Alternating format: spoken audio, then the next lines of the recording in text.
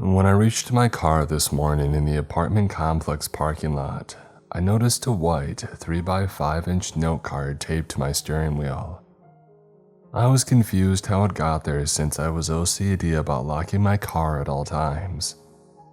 I unlocked the car and sat in the driver's seat to better read the note. In black, cursive writing, the note read, "Take an alternate route to work this morning." I stared at the note card for a good minute trying to process how the heck it would have gotten there. After letting my thoughts run wild, I tossed the note card into the passenger seat, and I started driving my usual way to work, thinking that this was some kind of joke.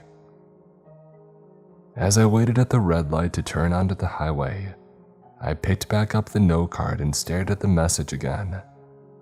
In a manner aimed more towards speaking to myself, I blurted the words out. Why would I take a different route to work that would make it almost a 45-minute drive? Realizing that I was talking to a note card, I looked at myself in my rearview mirror and laughed. The note card had slipped out of my hand and fell on its reverse side onto my lap. Another note was written on the back side that stated, "There will be a shooting at the red light after you get off the highway exit ramp. You will be shot if you take that route." I felt a sickening knot in my stomach after reading. I flinched once I heard the car honk behind me, irritated by my distraction from the light which had turned green. I stepped on the gas and U-turned away from the highway exit, almost causing a wreck as I did so. I took the long way to work and arrived about 20 minutes late. My boss, Butch, called me to his office the second that I had walked through the front door. I still had the note card in my hand and I quickly folded it in half, shoving it into my back pocket. "Why were you so late?" Butch asked. "I just had a rough morning and I had to take the back roads to get here," I said. "Son, you're full of nothing but excuses. This is why I'm passing you up for promotion. I can't have a senior manager working under me that can't take responsibility for the little things that he screws up," said Butch. "But sir, I have the highest performance numbers of any other manager here in this building. You have nobody else here that has brought this company as much money as me," I said with passionate anger. "Results driven, yes you are, but dependable. After this morning's late instance, I just don't see you as a fit for a senior manager. I need someone who's consistent. You can leave the office now, this conversation is over." I stormed out of the office and walked back to my car so that I could just be alone and cool myself down. Still pissed off, I grabbed the folded note card from my back pocket. I shouted out loud in my car at that note card. "Oh, stupid magic note card. Does Butch just not like me or something? Why would he pass me up knowing that I'm the best performer? This was the only time that I've ever been late," I yelled with veins pumping in my head. I opened the folded note card, my anger quickly turning to shock once I saw a longer message this time. The message was written in the same cursive writing. "Butch passed you up for a promotion because he's having an affair with one of your coworkers. He was looking for a reason to downplay your hard work. He'll announce her promotion tomorrow morning." The anger came back into my flushed, red cheeks after reading. For a minute, I seemingly forgot about the metaphysical anomaly that I was experiencing with a magic note card that was answering all of my questions. Instead, my anger got the best of me, filling me with thoughts of going back into the office and beating Butch over the head with whatever I could find.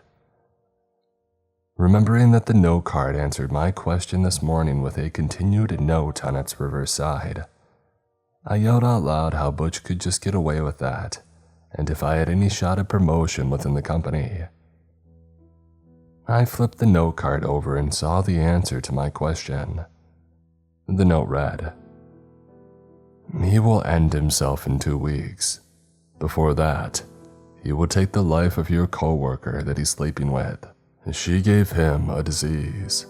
There will be 2 open positions as a result, both of which you will be able to apply to. I sat in silence reading the note over and over, feeling disturbed and uneasy. I wasn't supposed to know this. It felt pervasive and wrong to have access to this kind of information. I decided that I needed to just go home and drove off, folding the note card and putting it back into my pocket. I noticed police cars as I turned into the ramp leading to the highway. Several cars were littered with bullet holes. I got home and I poured myself a glass of whiskey, hoping the alcohol would somehow unlock a logical algorithm in my brain to help me understand what had just happened today.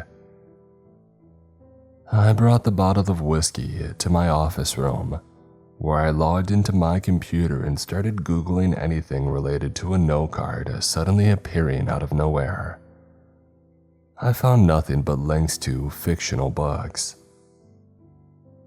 Still sitting at my computer, I pulled out that note card and folded it in half again. I asked it who put the note card on my steering wheel. I took a long sip of whiskey before I opened the note card and read the words that followed. It likes to go by the name Truth, the words on the letter said. I asked the note card, is Truth a person? Before flipping it around to the other side. Truth is not a person, the words said on the card. What exactly does Truth look like? I asked the card, turning it around immediately to the other side. Truth has 6 legs and 4 arms. It has no eyes, 8 ears, and 15 mouths covering its body with sharp teeth. My eyes went wide as I read the description in fancy black cursive writing. Fear tickled my senses, causing the hairs on my neck to stand up. I asked the card the 2 dreaded thoughts on my mind. What does it want from me? Why did it give me this note card? I said out loud and slowly turned the note card over to read the back side. It wants you to ask it that question yourself. It's standing right behind you. I dropped the note card after reading, but I dared to not move. I just sat staring straight ahead into my computer. I didn't want to see this ugly truth standing right behind me. A few moments later, I heard somebody opening my front door. Baby, we really need to talk. I heard my girlfriend shout from the kitchen. I forgot that I had given her a key to my apartment. Don't come back here, please, just leave, I shouted, hoping that she would save herself from the sight of this grotesque thing behind me. I heard my girlfriend's footsteps getting louder and louder, coming towards the office room that I was in. What the heck has gotten into you? What are you? Her voice cut off suddenly as it reached the doorway. It's been 3 hours since I heard her voice. I'm still sitting at my computer, not daring to look behind me. I've kept the brightness on my screen turned all the way up to avoid seeing any glimpse or reflection of the thing behind me. I don't know if my girlfriend is still standing at the doorway or if that thing did something with her. I have about half a bottle of whiskey left. I am posting this hoping anyone can give me an idea of what the heck will happen when I turn around. I decided as soon as the whiskey runs out, I will finally turn around. The description alone from the note card has me scared out of my mind to face it. But eventually, I will have no choice but to face the ugly truth.